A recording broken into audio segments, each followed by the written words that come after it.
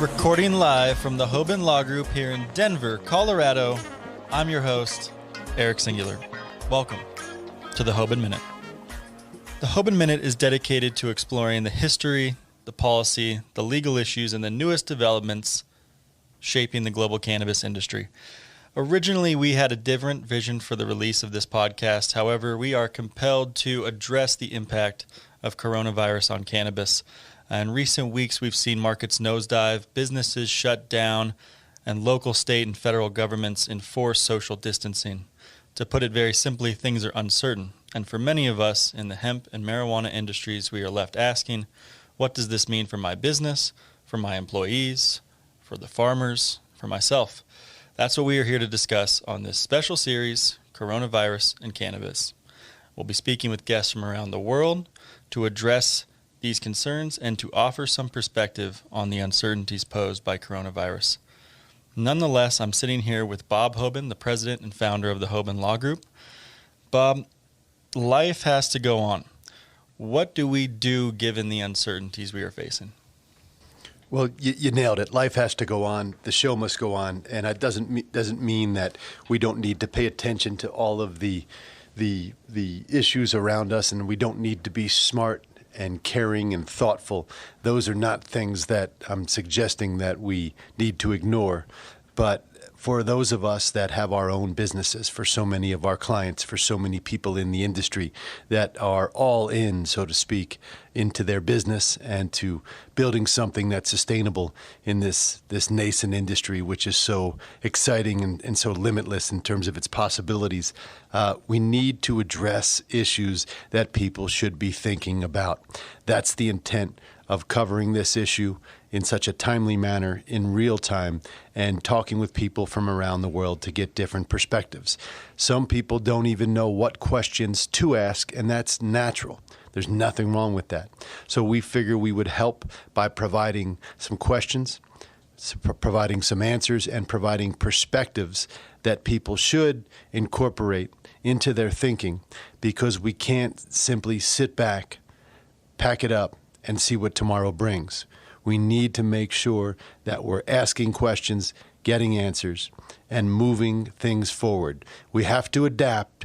We can't simply remove ourselves from the scenario, and that's precisely why we want to provide this information to the listeners out there. What are some of these topics that we'll be covering? One of them is what this signifies for the cannabis bubble and the impact on cannabis investment. Yes, I mean, there was notions that there was a cannabis bubble and that this bubble may have burst as we look at some of the Canadian markets. So we'll dive into that issue and we'll see, has it been accelerated, exacerbated, or influenced at all by what's happening with this coronavirus scare. We'll be talking about contracts, force majeure clauses, and what this means for small business owners. There's a number of legal issues out there that business owners need to understand and think about, and they don't even know where to start. Looking at contracts is probably the very first thing that business owners should be doing right now. Think about limiting liability for companies that are selling products right now.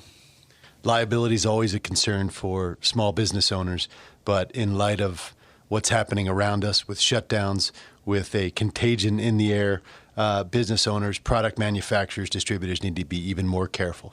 We'll be talking about a great topic, not to be taken too literally, but could CBD cure coronavirus? Exactly. That's not the real question that we'll pose, but we say that tongue-in-cheek because we've seen too many people suggesting that CBD was the panacea cure-all for everything, and the most recent focus of that is on curing coronavirus with CBD. We'll dive into that and related topics such as representations and claims associated with product sales in this industry. Over the last couple of weeks, we've seen some of the biggest events around the world be canceled or postponed, and this has certainly affected our industry. We'll be speaking with a number of event organizers who have had to quickly shift their plans. Well, not only is that a major topic because the cannabis industry is largely built on in-person events and the corresponding networking, but it's also this cannabis community as a whole that's global in scope. And so many people have made such great relationships that are not just business-minded, that are deeper than that. And all of that is on pause right now. So we'll look at ways that this will affect the industry and alternatives going forward. Certainly global in scope, and also those supply chains. This is definitely going to have an impact there. What can we expect to hear on that? From a supply chain perspective, we just started building the global cannabis supply chain. So it's almost certainly interrupted by this, but we'll look at how this affects choices by folks that operate within that supply chain, whether those are farmers, processors, manufacturers, distributors, so forth and so on, and try to answer those tough questions about what's next. Farmers are a critical piece of that supply chain, and we'll be speaking with some industry leaders to talk about what the effect of coronavirus is going to be on hemp production and hemp farming in 2020. I mean, look, we've said it time and again, the show must go on. And the farmers' show must absolutely go on. If we don't have farmers doing what they do best, keeping that pipeline full so that crops, whatever they might be, not just limiting it to cannabis, are in place 9-10 months from now, when harvest time comes around, then we as a planet, as a society, have failed. So recognizing that, we're going to look at some of the hard choices, some of the safety precautions, and some of the protocols that will take place to keep that food pipeline full. It's an election year. That's always a big shakeup.